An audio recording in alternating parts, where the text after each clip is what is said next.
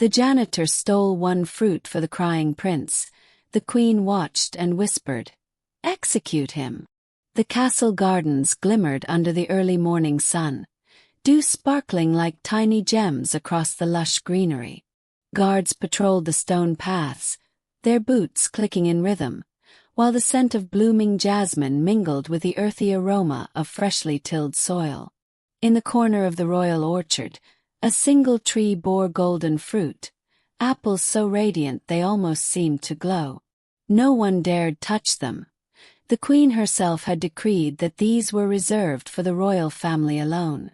Yet, under the shadow of the orchard wall, a small, hunched figure moved silently. Marlowe, the castle's janitor, carried a broom in one hand, but it was merely a prop for appearances. His eyes, sharp and calculating, were fixed on the tree.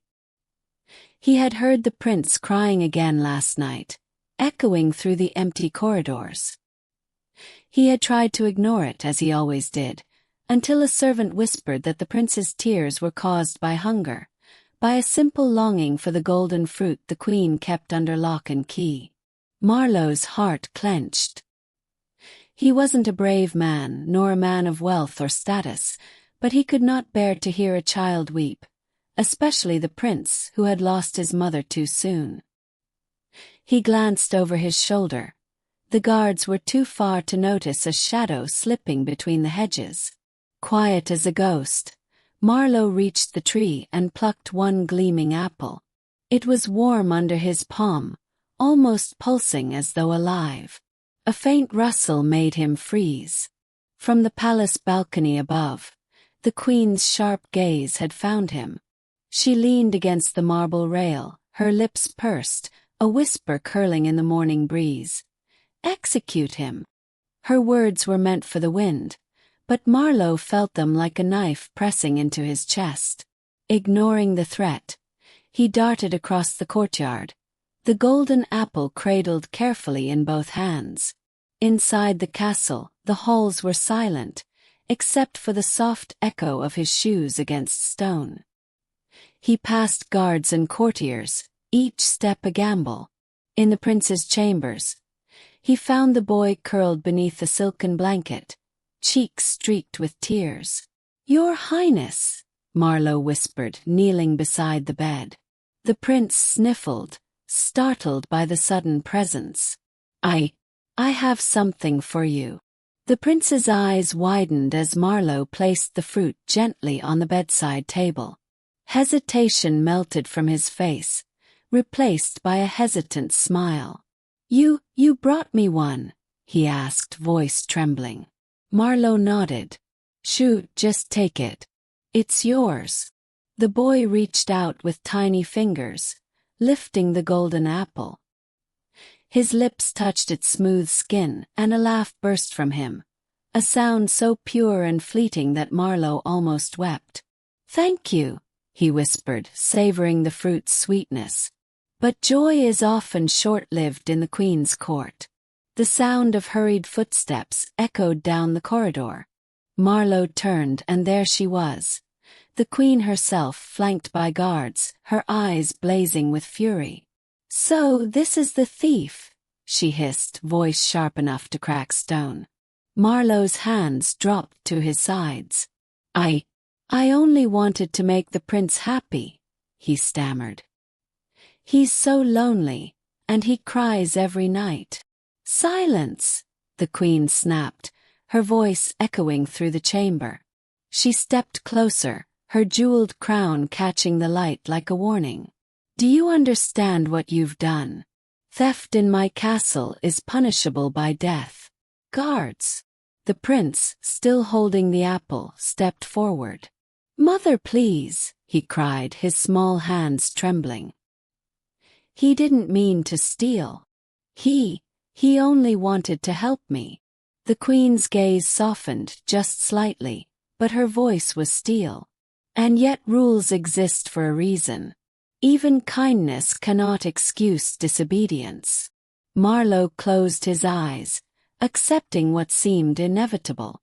The guards gripped his arms, leading him toward the dungeons. Each step was heavier than the last, the weight of years of servitude and fear pressing upon him. Suddenly, the prince darted in front of them. "Stop!" he shouted. I'll trade. Take me instead." His plea made the queen pause.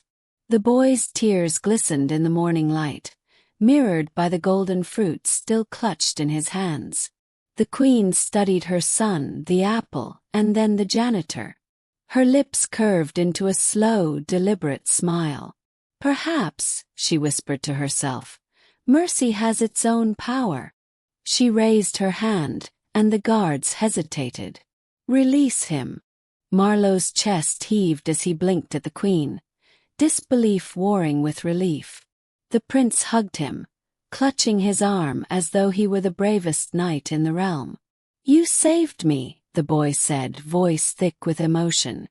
The queen turned on her heel, her skirts swishing like a shadow through the hall. "Do not forget," she murmured, more to Marlowe than anyone else. "Kindness is not without consequence. But today, I allow it." Marlowe bowed low, gratitude spilling from him, and as he looked into the prince's shining eyes, he realized that the smallest act, a stolen fruit, a fleeting moment of courage, could change the course of lives, even under the queen's watchful gaze. And so, in the quiet corners of the castle, a janitor became a hero, a prince's tears turned to laughter, and a queen learned that even the strictest rules could bend, if only for love. Marlowe's heart pounded as the guards gripped his arms, leading him toward the dungeon. The prince, clutching the golden apple, ran to the janitor's side. "Please, mother." He didn't mean to steal. He only wanted to make me happy. The queen's eyes narrowed, her jeweled crown gleaming in the sunlight. "Kindness cannot excuse theft. Guards, take him." Tears welled in the prince's eyes. "I'll trade places. Take me instead." His small voice trembled, but his courage shone through. The queen paused, studying the boy's earnest face and the stolen fruit still in his hands. A slow, deliberate smile curved her lips. "Release him," she said, her voice quiet but commanding. The guards froze, then stepped back. Marlowe's chest heaved in disbelief as the prince hugged him tightly. "You saved me," the boy whispered. The queen's gaze softened slightly.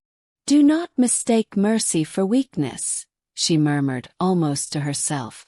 "Even the kindest act can carry consequences, but today I allow it." Marlowe bowed, gratitude spilling through him.